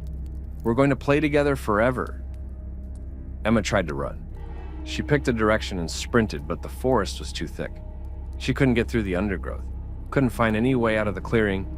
The children watched her struggle, their faces expressionless. Finally, exhausted and terrified, Emma collapsed at the base of a tree. The children gathered around her, sitting in a circle, staring at her with those two dark eyes. "Why won't you play with us?" the 10-year-old asked. "Don't you want to stay?" "No," Emma sobbed. "I want to go home. I want my parents." The children looked at each other, seemed to communicate without words. Then the 10-year-old spoke again. "We all wanted to go home once, but now this is home. This is where we play, forever and ever and ever." Emma spent 3 days in that clearing. The children never heard her, never even touched her, but they never let her leave either. Every time she tried to find a way out, the force would shift and change, depositing her back in the clearing. The children played their silent games constantly, day and night. They didn't eat, didn't sleep, just played. And gradually, Emma realized they were trying to make her like them, trying to make her forget about leaving, forget about her old life, until all she wanted was to stay and play their endless games. She might have succeeded in resisting, or she might have eventually given in. Emma still doesn't know which would have happened. But on the third day, she heard voices in the forest. Human voices. The search and rescue team. The children heard them too. For the first time since Emma had arrived, they showed emotion. Fear. The 10-year-old grabbed Emma's arm, her grip cold and far too strong. "Don't call out to them," she hissed. "If you leave, you can never come back. You'll forget us. You'll forget everything. Is that what you want?" Emma didn't hesitate. She screamed for help. The children vanished, just disappeared like they'd never been there. The clearing remained, but it was empty now except for Emma. And when the search and rescue team found her, she was sitting on a boulder at the edge of the clearing, confused and disoriented, with no memory of how she'd gotten there. Except she did remember. Over the following weeks and months, the memories came back in fragments and nightmares. The children, the endless games, the feeling of being trapped in a place outside of time. I looked them up, Emma told me, her hands shaking as she clutched her coffee cup. The children. I couldn't remember all their faces, but I remembered some. A girl in a yellow dress from what looked like the 1960s. A boy in overalls that looked even older, like Depression era. I went through missing persons reports, old newspapers, anything I could find. "Did you find them?" I asked. Emma nodded. The girl in the yellow dress was Melissa Crawford. She disappeared during a family camping trip at Raven Rock in 1968. They searched for weeks, but never found her. The boy in overalls was Thomas Eckhart. Went missing in 1934 during a church picnic. And there were others, so many others. Kids who disappeared at Raven Rock going back to at least the late 1800s. "What do you think they are?" I asked. "Ghosts?" "I don't know," Emma said. "They felt real, solid. But they weren't human anymore, not really. I think maybe they were human once. But whatever took them changed them, turned them into something else. Something that can't leave that clearing, that can't do anything but play games forever. Why didn't it work on you?" I asked. "Oh, why didn't you become like them?" Emma was quiet for a long moment. "I think it's because I didn't want to stay. Some part of me, no matter how scared I was, no matter how much they tried to make me forget, still wanted to go home. Still remembered my parents and my friends and my life. The other children, I think they gave up. I think they accepted it. And once you accept it, once you stop fighting, that's when it gets you for good." After my conversation with Emma, I started looking into disappearances at Raven Rock.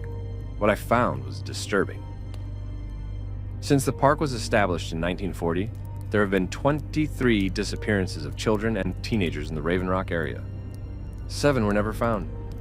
The other 16 were found within a few days, usually in the same general area where Emma had been found, sitting or standing in a daze with no memory of where they'd been. But the disappearances go back much further. I found newspaper articles from the 1920s and 30s, church records from the 1800s, all documenting children who vanished near Raven Rock. Some were found, some weren't. The pattern was always the same. The Park Service knows about this. They have to.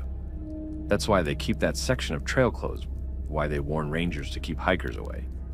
but they can't exactly tell the public that there's a pocket dimension or temporal anomaly or whatever it is near Raven Rock that traps children in an eternal playground. So they say the rock is unstable.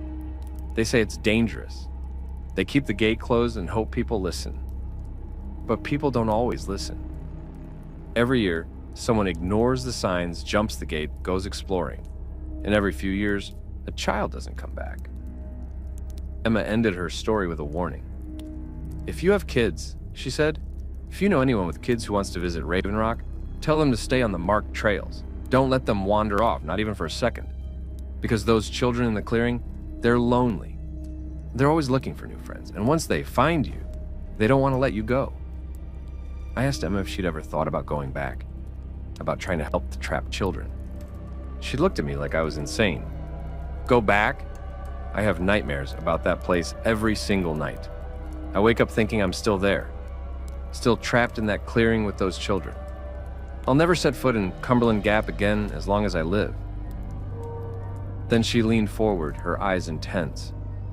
But sometimes, late at night, I hear them. The children, they're calling my name, asking me to come back and play. And the worst part of me wants to go.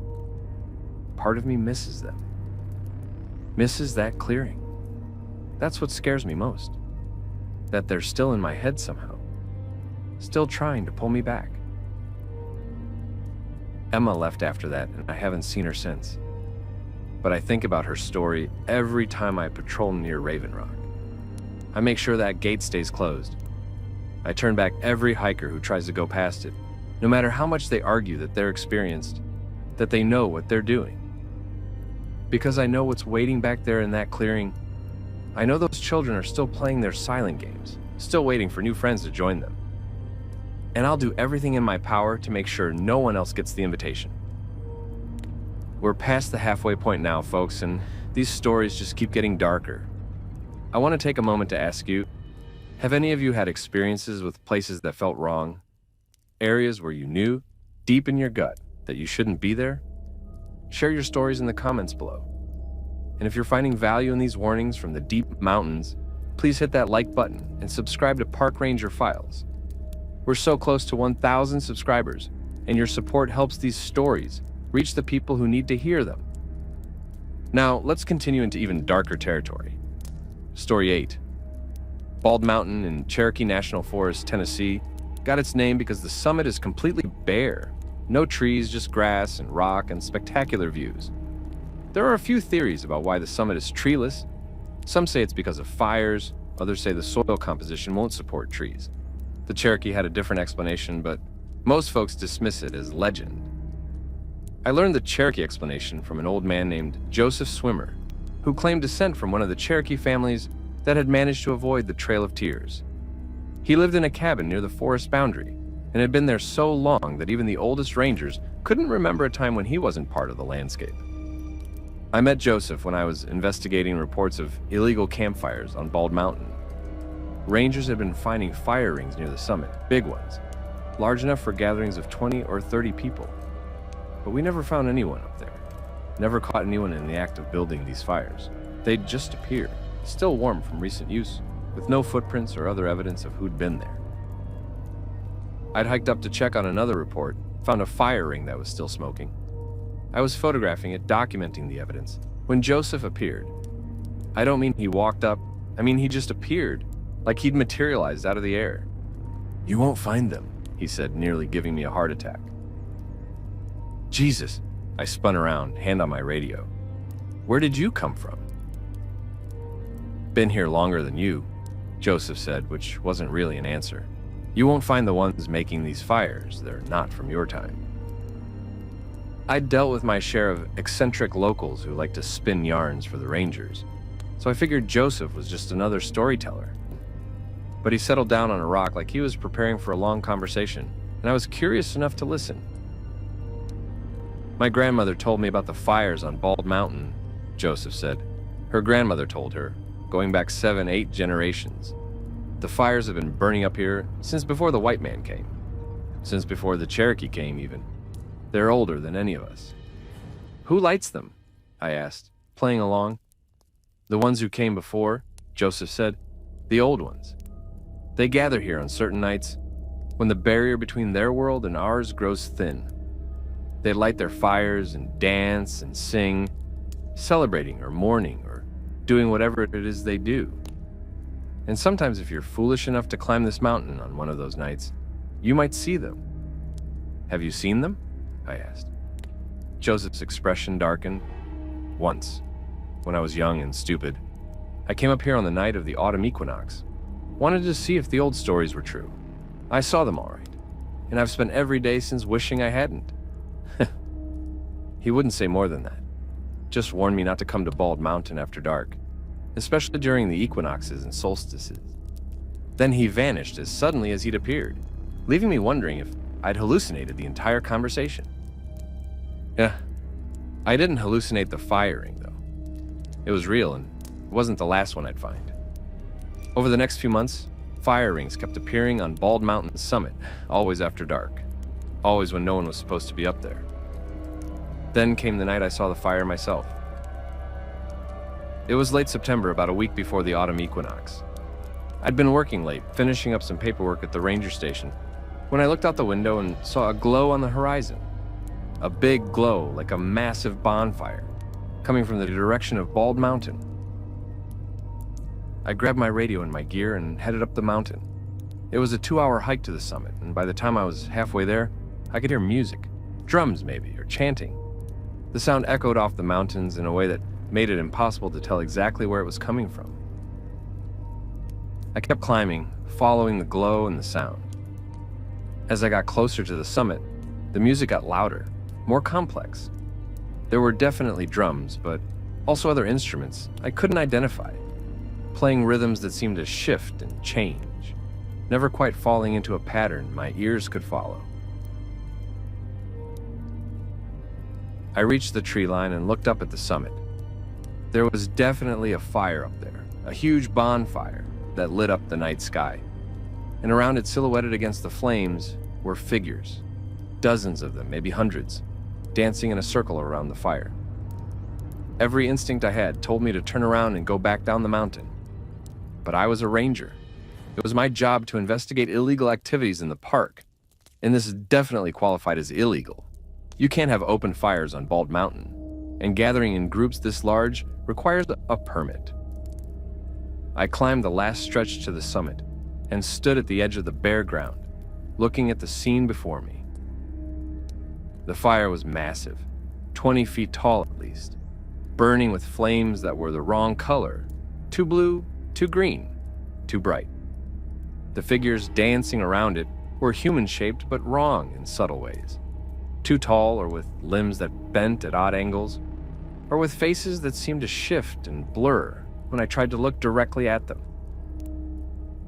The music was overwhelming up close, vibrating through my bones, making my teeth ache.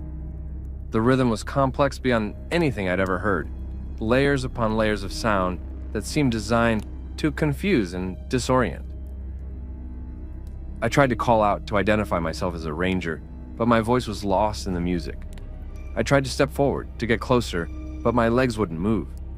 I was frozen at the edge of the summit, unable to advance or retreat, forced to watch the dance.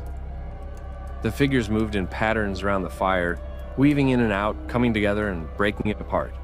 And gradually I realized I could see through them. They weren't solid. They were translucent, like projections or holograms.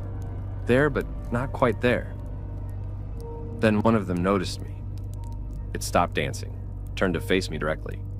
Even though I couldn't make out its features clearly, I knew it was looking at me, studying me. Then it raised one too long arm and beckoned me forward. The paralysis broke. I could move again, and every fiber of my being was screaming at me to run, but I found myself taking a step forward instead, then another, walking toward the fire, toward the dancing figures, toward whatever waited in that circle of flames and shadows. I was maybe 10 feet from the fire when something grabbed my arm and yanked me backward. It was Joseph's swimmer. He pulled me away from the fire, away from the dancing figures, back toward the tree line. I tried to resist, tried to get back to the fire, but Joseph was surprisingly strong for an old man. He dragged me down the trail, away from the summit, and didn't stop until we were well into the trees. The music was still audible, but quieter now, less overwhelming. Joseph pushed me against a tree and held me there until the compulsion to return to the fire faded. "What the hell were you thinking?" he demanded. "I told you not to come up here. At night." "I saw the fire," I managed to say. "I had to investigate. It's my job." "Your job?" Joseph laughed bitterly. "Your job will get you killed or worse if you're not careful. Those things up there, they're not bound by your laws or your authority. They don't care that you're a ranger. They're just happy to have a new dancer." "A new dancer?" "You think all those figures are the old ones?" Joseph asked. "Some of them are, but some are people like you. Curious fools who climbed this mountain at the wrong time and got caught in the dance. They'll dance around that fire forever now, or until they're too faded to hold any shape at all." We sat in the forest for hours, waiting for the fire to die down. Joseph told me more about the old ones, about how they'd been here, long before humans, how they gathered at places of power like Bald Mountain to perform their rituals. He said the Cherokee had known about them, had avoided these places during certain times, had passed down warnings from generation to generation. "But your people don't believe in warnings," Joseph said. "You need explanations. Need everything to make sense according to your science and your logic. So you ignore the signs and walk right into danger." As dawn approached, the music finally stopped. The glow faded from the summit. Joseph and I climbed back up to investigate and found nothing. No fire ring, no ashes, no sign that hundreds of figures had been dancing there just hours before. Just bare ground and grass, same as always. "They're between," Joseph explained. "Between this world and theirs. The fire is real, but it's not in a place you can reach with water or dirt. And the dancers are real, but they're not solid enough to leave footprints. They exist in the spaces between things, and on certain nights, those spaces overlap with our world." I filed a report about the incident, but I left out most of the details.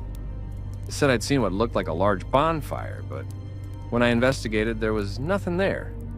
Probably just lightning or atmospheric phenomenon. The Park Service seemed happy with that explanation.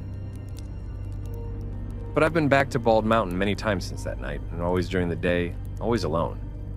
I've found those fire rings, still appearing after certain nights. I've felt the thin places Joseph talked about, spots on the summit where the air feels different, where reality seems just a bit more flexible. And I've seen other rangers who've encountered the bonfire. They don't talk about it openly, but I can see it in their eyes. That haunted look. That knowledge of something that shouldn't exist, but does. Last year, a hiker went missing on Bald Mountain. They found his campsite abandoned, his gear still there, no sign of struggle. The search went on for 2 weeks before being called off. No body was ever found. But on the next autumn equinox, I hiked up to Bald Mountain's summit and watched from the tree line as the fire appeared, and the dancers began their eternal dance. And I swear I saw a new figure among them, one that moved with the uncertain steps of someone still learning the rhythm, someone wearing a Park Service jacket. I don't go to Bald Mountain after dark anymore. I don't care what I see from the ranger station windows, don't care what reports come in. When the sun sets, that mountain belongs to something else, something old and hungry and always looking for new dancers to join the circle. If you ever find yourself in Cherokee National Forest, if you ever decide to climb Bald Mountain, do it during the day. Leave before sunset. And if you see a fire on the summit at night, no matter how curious you are, no matter how much it seems to call to you, turn around and walk away. Because some dances, once you join them, never end. Story 9. Frozen Head State Park in Tennessee is named for the mountain that dominates the area, which gets covered in ice in winter, making the peak look like a frozen head. It's beautiful, rugged country, popular with serious hikers. It's also where they hold the Barkley Marathons, one of the world's toughest ultramarathons. But there's a place in Frozen Head that has nothing to do with races or recreation. A place that rangers are told about during orientation, always off the record, always with the same warning: stay away from the old well. I first heard about it from my supervisor, a grizzled veteran named Tom Redding, who'd worked Frozen Head for 30 years. We were doing a trail inspection together, and he pointed out a faint path leading off into the woods. "Don't follow that path," Tom said. "And if hikers ask about it, tell them it's closed due to hazards." "What kind of hazards?" Tom was quiet for a long moment. "The kind that are hard to explain. Just trust me on this one. That path leads to an old homestead site. There's a well there, and you don't want anything to do with that well." Of course, Tom's warning just made me more curious. So a few weeks later, when I had some free time, I decided to follow that faint path and see what was so dangerous about an old well. The path led through dense forest for about a mile before opening into a small clearing. The homestead was long gone. Just a few rotting timbers and a collapsed chimney remained. But the well was intact, a circular stone structure about 3 feet high, with a wooden cover that looked surprisingly well preserved for something that must have been 100 years old. I approached the well cautiously, not sure what I was expecting to find.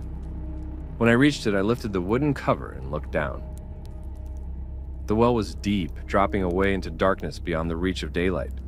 I pulled out my flashlight and shined it down into the depths. The beam didn't reach the bottom, just faded away into blackness. But I could see the stone walls of the well shaft, slick with moisture and covered in moss. And I could see writing.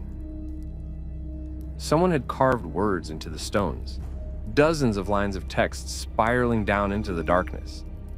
The writing was crude, done with a knife or sharp rock, and it was hard to read from this angle, but I could make out a few words. "Stay away, don't listen, they lie." I leaned further over the well's edge, trying to read more of the writing when I heard it. A voice coming from deep in the well, a woman's voice, faint and distant. "Help me, please, someone help me, I'm trapped down here." My blood ran cold. I pulled back from the well's edge, my mind racing. Someone was down there. Someone was trapped in this well, calling for help. I needed to call for rescue, needed to get a team out here immediately.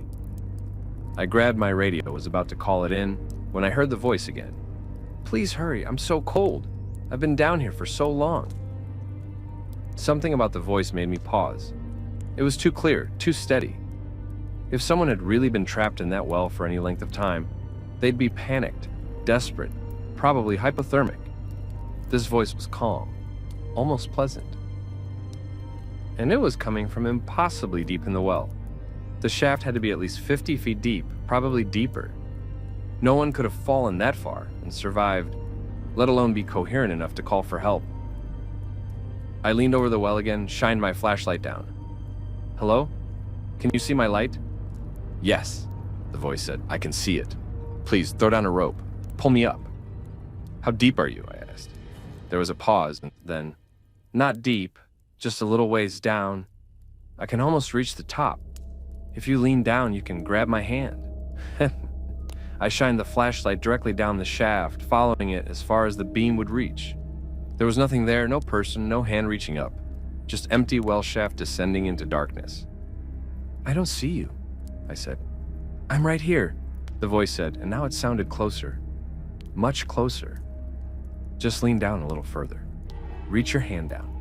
You'll feel me." Every instinct I had was screaming at me to back away from the well, to replace the cover and leave this place. But there was something compelling about the voice. Something that made me want to lean down, want to reach into that darkness. I found myself stretching out over the well's edge, one hand gripping the stones, the other reaching down into the shaft. My fingers were inches from the darkness when I saw something that made me jerk back. Handprints all over the inside of the well, just below the edge. Dozens of them, maybe hundreds, pressed into the moss and slime that covered the stones. And they were all reaching upward, fingers extended like dozens of hands, trying desperately to climb out. I scrambled backward, nearly fell, caught myself on the edge of the well structure. The voice came again, but it wasn't pleasant anymore. It was angry. "Why won't you help me? Why won't anyone ever help me?" Then I heard other voices joining the first. Men, women, children, all calling up from the depths of the well. All asking for help, all begging to be pulled up, all promising they were just a little ways down, just out of reach. I ran. I didn't stop running until I was back on the main trail, back in sunshine and safety. My hands were shaking so badly I could barely keep my radio. I called Tom, told him I needed to see him immediately. An hour later, we were sitting in his office and I was telling him everything I'd seen and heard. Tom listened without interrupting, his expression growing grimmer with each detail. When I finished, he opened his desk drawer and pulled out a file. It was old, the paper yellowed with age, and it was marked, "Frozen Head, Historical Deaths." "The well's been there since the 1850s, Tom said. Part of a homestead belonging to a family named Garrett. They lived there for about 5 years before something happened.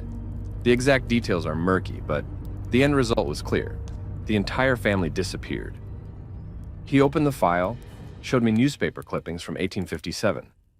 The articles described how neighbors had gone to check on the Garrett family and found the homestead abandoned. No sign of struggle, no indication of where they'd gone. The only unusual thing was the well. Its cover had been removed and was lying on the ground nearby. "A search party checked the well," Tom continued. "They lowered a man down on a rope to see if anyone had fallen in. He made it about 30 feet down before he started screaming to be pulled up. When they got him to the surface, he wouldn't talk about what he'd seen, just kept saying, 'They're all down there. All of them. Still reaching.'" "The Garrett family was in the well?" I asked. "That's what the searchers seemed to think. But when they went back with proper equipment to recover the bodies, they found nothing. Empty well, no bodies, no sign anyone had ever been down there. Just water at the bottom, clear and cold." Tom closed the file. "Since then, there have been dozens of incidents at that well. People hearing voices calling for help. People seeing hands reaching up from the darkness. 3 people have actually climbed into the well, trying to rescue whoever was calling. All 3 disappeared. Their bodies were never found." "What's down there?" I asked. Tom shook his head. "I don't know. Something old, something that's been there a lot longer than the well itself. The well just gave it a voice, gave it a way to call to people. The Garretts must have figured that out eventually, tried to seal it shut. But whatever's down there, it got them first. Can't we just fill it in? Seal it permanently?" "We tried," Tom said.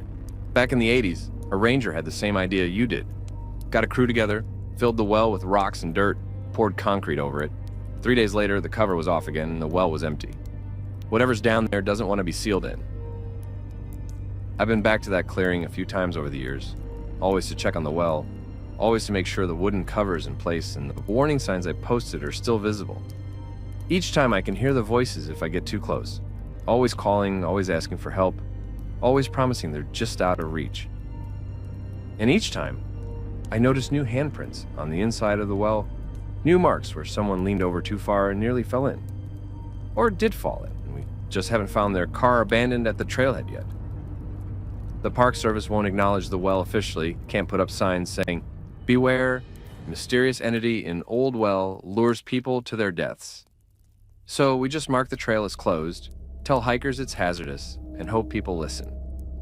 Most do, but every few years, someone ignores the warnings. And sometimes they don't come back. If you ever find yourself at Frozen Head State Park, if you ever decide to explore off the marked trails and you come across an old homestead site with a stone well, do not look down into it. Do not listen to any voices you might hear. Do not reach down into the darkness. Because whatever's down there has been waiting for a very long time, and is very, very hungry. Story 10. I want to end with a story that's personal to me. Something that happened during my first year as a ranger in Tennessee. It's about Harpeth River State Park, specifically about an old iron bridge that crosses a particularly scenic stretch of the river. The bridge dates back to the 1890s, a beautiful piece of engineering that's popular with photographers and history buffs.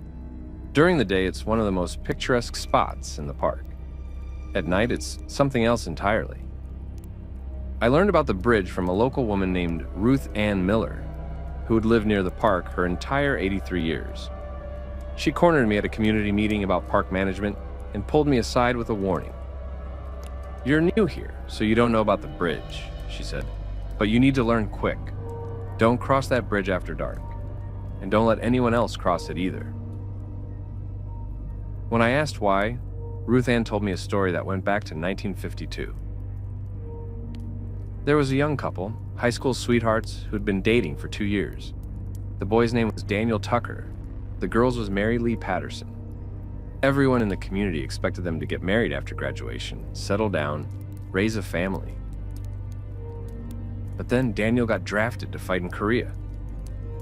He went off to war, promising Mary Lee he'd come back to her, promising they'd get married as soon as he returned. Mary Lee promised to wait, promised she'd be there when he came home. Daniel died in Korea in November of 1952, killed in action during a patrol. The notification came to his family just before Thanksgiving. They were devastated, but they didn't tell Mary Lee right away. They wanted to wait until after the holidays, didn't want to ruin her Thanksgiving and Christmas. But Mary Lee found out anyway.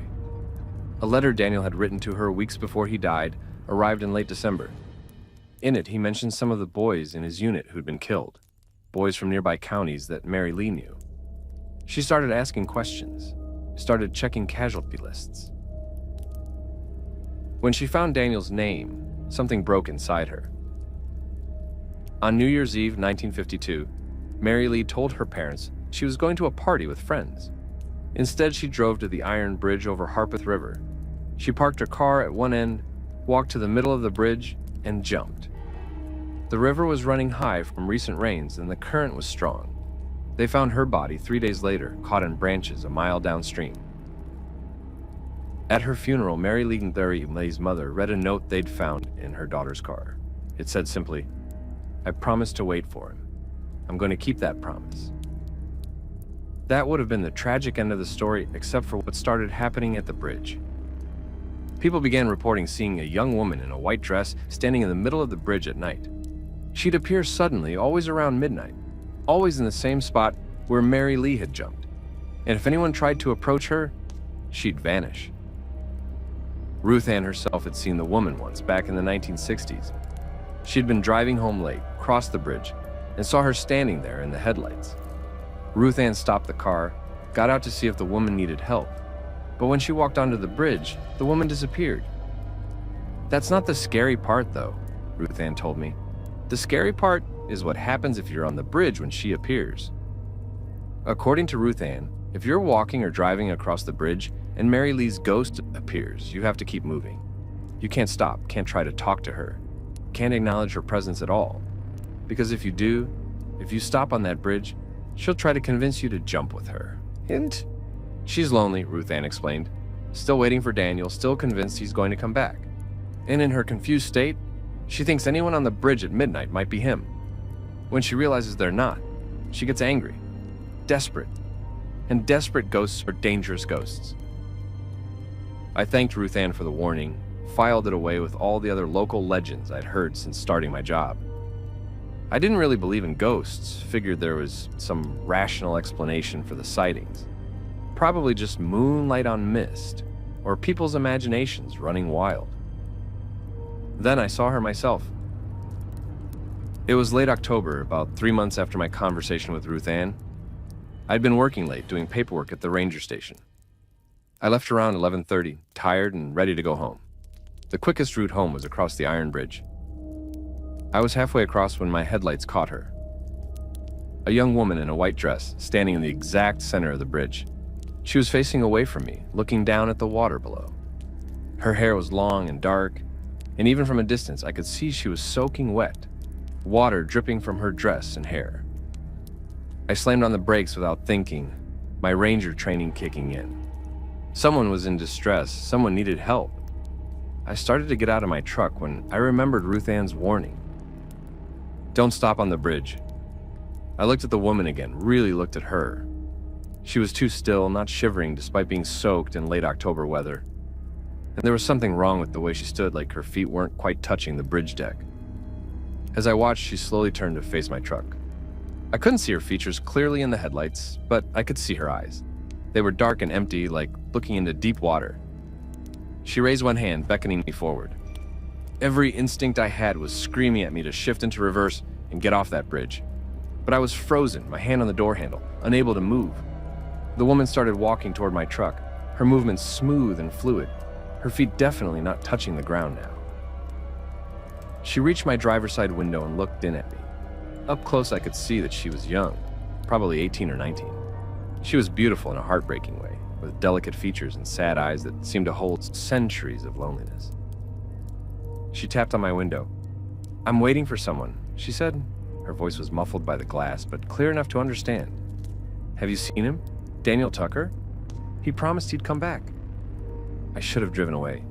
Should have hit the gas and gotten off that bridge as fast as possible. But looking into those sad eyes, all I wanted to do was help her. I started to roll down the window. That's when I heard shouting. I looked in my rearview mirror and saw another vehicle approaching the bridge, headlights flashing. The woman at my window turned to look, and her expression changed. The sadness was replaced by anger, by frustration. "You're not him," she hissed. "You're never him. Why is it never him?" Then she was gone, just vanished like she'd never been there. My window was down now, and I could feel the cold night air rushing in. And I realized with a chill that I'd been about to get out of my truck, been about to walk to the edge of the bridge with her. The approaching vehicle was a parked police car. The officer inside was Bob Hartman, a grizzled veteran who'd worked the park for 20 years. He pulled up next to my truck, rolled down his window. "You all right?" he asked. I nodded, not trusting my voice. "You saw her, didn't you?" Bob didn't wait for an answer. "I was making rounds. Saw your truck stopped on the bridge. Figured she'd gotten to you. That's why I came in hot, lights and noise. She doesn't like disruption. Usually makes her disappear." "She was going to make me jump," I said, finally finding my voice. "I was going to get out of the truck and walk to the edge with her." Bob nodded grimly. "You're the fourth person I've pulled off this bridge this year. And you're lucky. Some years, I don't get here in time." He told me to follow him off the bridge, and we parked at the far end to talk.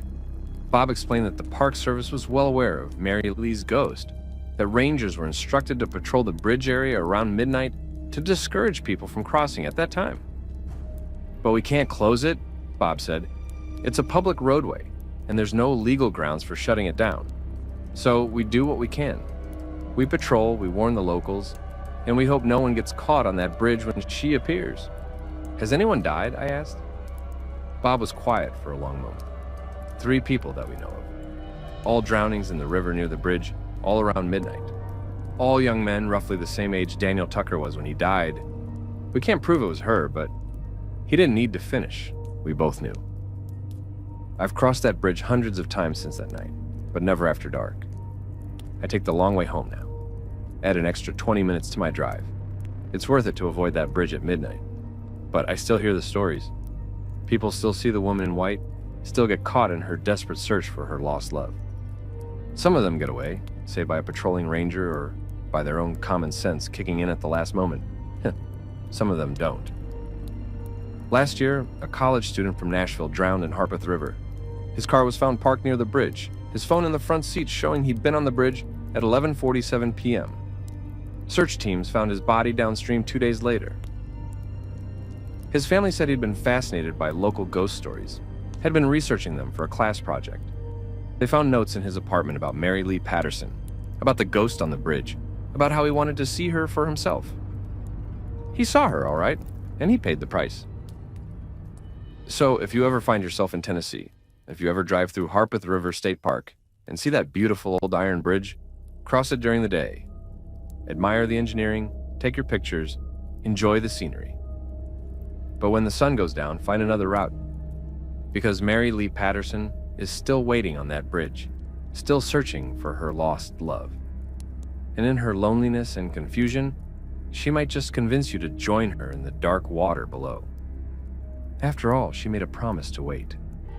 And some promises, it seems, last forever. Conclusion. Well, folks, there you have it. 10 tales from the deep mountains of Appalachia, 10 warnings about places and things that most people dismiss as superstition or folklore. But those of us who work in these mountains, who spend our days and nights in the forests and hollers, we know better. We know that there are thin places in these ancient mountains, places where the barriers between our world and others wear thin. We know there are things older than our understanding lurking in the shadows of the ridges and valleys. And we know that the warnings passed down through generations of mountain folk aren't just stories, they're survival guides. I've shared these stories with you not to scare you away from the mountains. They're beautiful places worthy of respect and exploration. I've shared them to keep you safe, to help you recognize when you've wandered into a thin place, when you've heard a call that shouldn't be answered, when you've seen something that shouldn't be seen. The mountains are old, older than we can truly comprehend. And like all old places, they have their secrets, their dark corners, their hungry things that wait in the shadows. But they also have their beauty, their majesty, their power to inspire and heal. Just remember, stay on the marked trails. Don't follow unexplained sounds. Don't answer knocks at midnight. Don't walk between facing trees. Don't climb stairs that lead nowhere. Don't trust voices from dark wells. And for God's sake, if you see something that makes your skin crawl, that makes every instinct scream at you to run, then run. Don't investigate. Don't try to rationalize it. Just get to safety and count yourself lucky. These mountains have been here for millions of years, and they'll be here long after we're gone. Respect them. Fear them when fear is warranted, and maybe, just maybe, you'll leave with nothing but good memories and beautiful photographs. And one final ask from me to you. If these stories resonated with you, if they gave you chills or made you think twice about that late night hike, do me a favor. Hit that subscribe button. We're so close to 1,000 subscribers, and reaching that milestone means these warnings, these stories, these lessons can reach even more people who need to hear them. Drop a like if you enjoyed this collection, and please, please, share your own experiences in the comments. Your story might save someone's life someday. This has been Park Ranger Files.